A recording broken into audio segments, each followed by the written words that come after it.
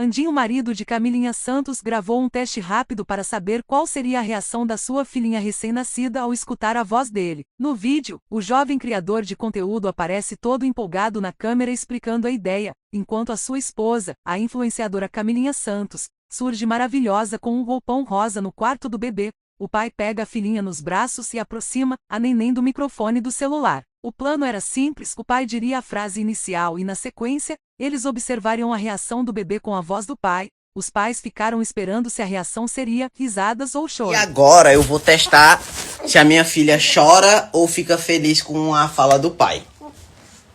Vocês estão ouvindo ela? Segura aqui a mãozinha para elas escutarem a bebê. Agora.